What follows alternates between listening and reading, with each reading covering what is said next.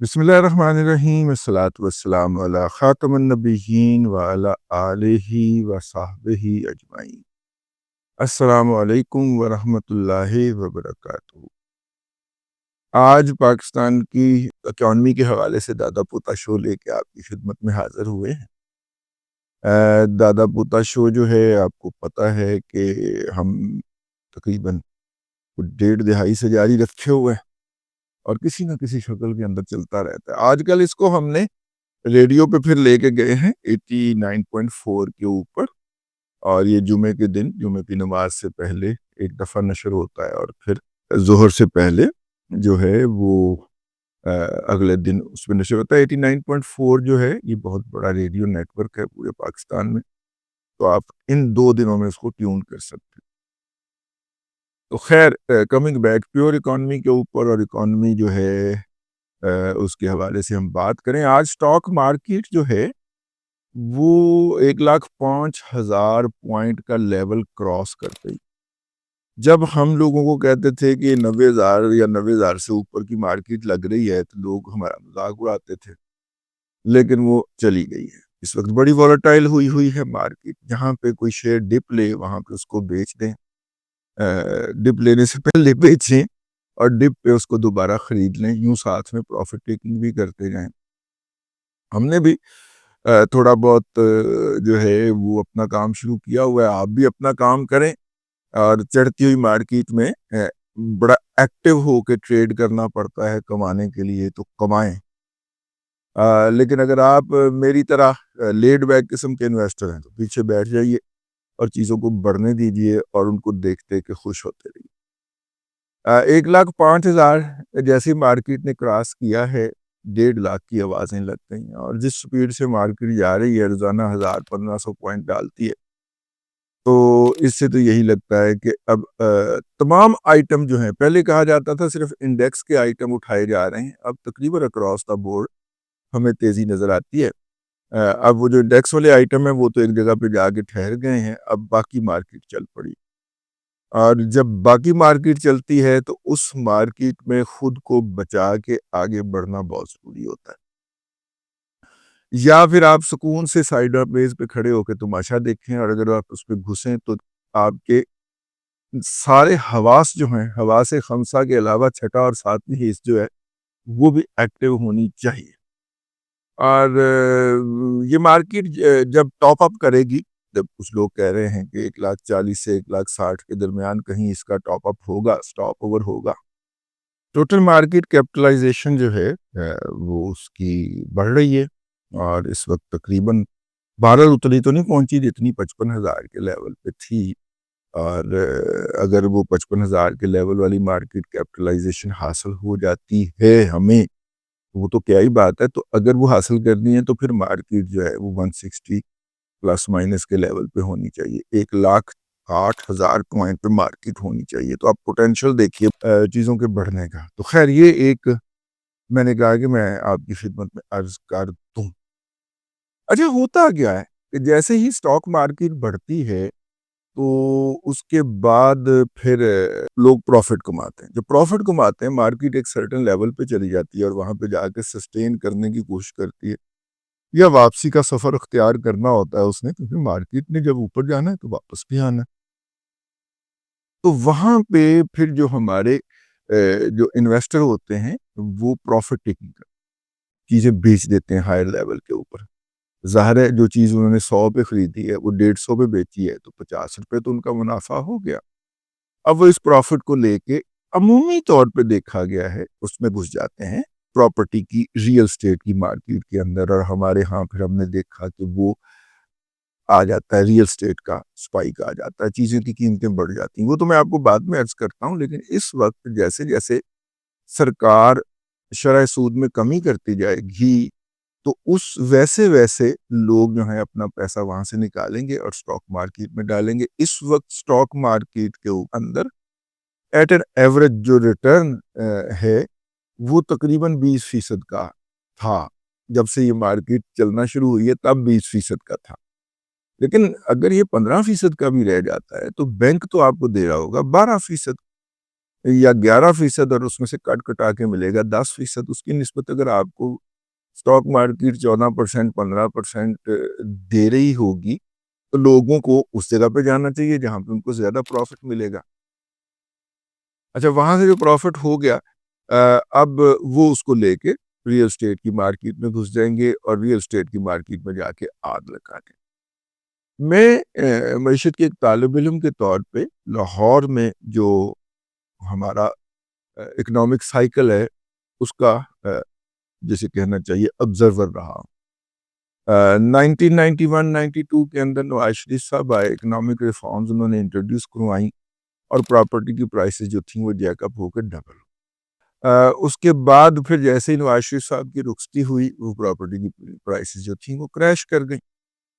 پھر 2001 کے اندر مشرف صاحب تھے اور اس وقت پھر وار اگینسٹ ٹیرر کا پیسہ آنا شروع ہوا اور سٹاک مارکیٹ جو تھی پھر جیک اپ کر گئی اور اس کے بعد پھر پراپرٹی کی مارکیٹ رائز کی اور پراپرٹی کی مارکیٹ رائز ہونے کے بعد پھر پرائسز ڈبل ہوئیں، ڈبل سے بھی زیادہ ہو گئیں اور پھر اگرچہ نیچے آئیں لیکن یہ بات جو تھی وہ 2011-12 تک رہی. 2011-12 کے بعد جیسے ہی پیپلز پارٹی کی حکومت رخصت ہوئی ہے 13 میں تو ایک دفعہ پھر مارکیٹ جیک اپ ہو گئی اور مارکیٹ جیک اپ ہوئی تو اس کے بعد پھر پراپرٹی کا بوم آیا جو 2015 تک رہا اور 2015 کے بعد پھر مارکیٹ جو تھی وہ نیچے کو آنا شروع ہوئی. پھر 2021-22 کے اندر پھر مارکیٹ تھوڑی سی جیک اپ کی، اگرچہ اس طرح نہیں ہو سکی کیونکہ ملک ریاض کے علاوہ بھی چھوٹے چھوٹے ملک ریاض پیدا ہو گئے تھے اور جس کی تعلیم فروشی کا کاروبار تھا اس نے بھی ہاؤسنگ اسکیم لانچ کر لی تھی.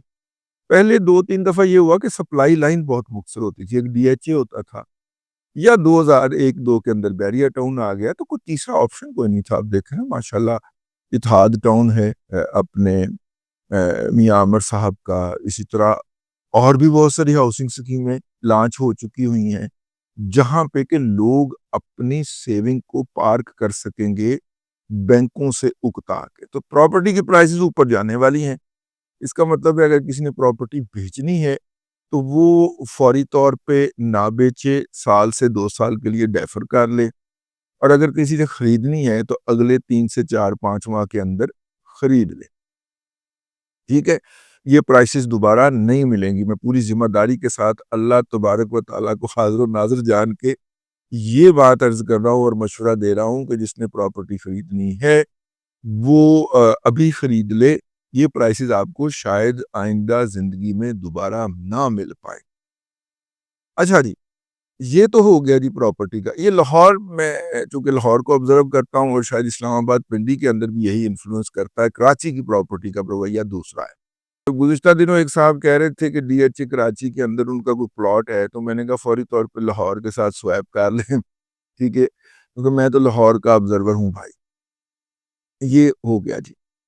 اچھا، اس کے ساتھ ہی کچھ اچھی خبریں آئی ہیں. $500 بلین کا ہمارا لون ایشیائی ترقیاتی بینک نے اپروو کر دیا ہے. لیکن اس سے بھی بڑی خبر جو ہے وہ یہ ہے کہ طالبان نے کہا ہے کہ ترکمانستان، افغانستان، پاکستان اور انڈیا ٹیپی گیس پائپ لائن جو ہے اس کے اوپر ان کے علاقے میں کام شروع ہو چکا ہے.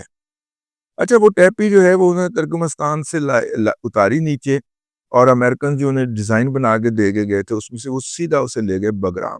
اب بگرام میں ہوتے ہیں ہزارہ اور ہزارہ کے علاقے سے پائپ لائن گزارنے کا مطلب یہ ہے کہ آپ نے اس پائپ لائن کا سارا کنٹرول ایران کے ہاتھ میں دے دیا، کیونکہ ہزارہ جو ہیں وہ اپنا دماغ استعمال کرنے کے بجائے ایران سے آنے والی ہدایات کا زیادہ استعمال کرتے ہیں. تو افغانستان کے اندر پائپ لائن ایک ایسی نازک جگہ سے گزر رہی ہوگی جہاں پہ ایران کا حکم چلتا ہوگا. لیکن یہ افغانستان کا معاملہ ہے، افغانستان کا معاملہ تو ہے لیکن ہمارا بھی تو معاملہ ہے نا. ہاں، ہمیں بھی گیس وہیں سے آ رہی ہوگی. تو یہ کوئٹہ کے مقام کے اوپر جو ہے وہ داخل ہوگی پاکستان میں اور وہاں سے لائی جائے گی ملتان اور ملتان سے آگے بیکانیر کے راستے انڈیا جائے گی. اگر جائے گی تو اگر انڈیا اس کو الاؤ کرے گا تو یہ جو پائپ لائن تھی اس کے اوپر مارچ 2019 میں پاکستان کے حصے میں کام شروع ہونا تھا اور اس پائپ لائن کے لیے ہمیں امریکن نے پوش کر رکھا ہے ماضی سے. اور امریکن نے ہمیں کیوں پش کیا تھا کہ ہم ایران سے گیس نہ خریدیں اور اس کی بجائے نہ ترکمانستان سے گیس خرید لیں۔ اچھا، اس موضوع کے اوپر ایران اور روس اکٹھے تھے اس وقت۔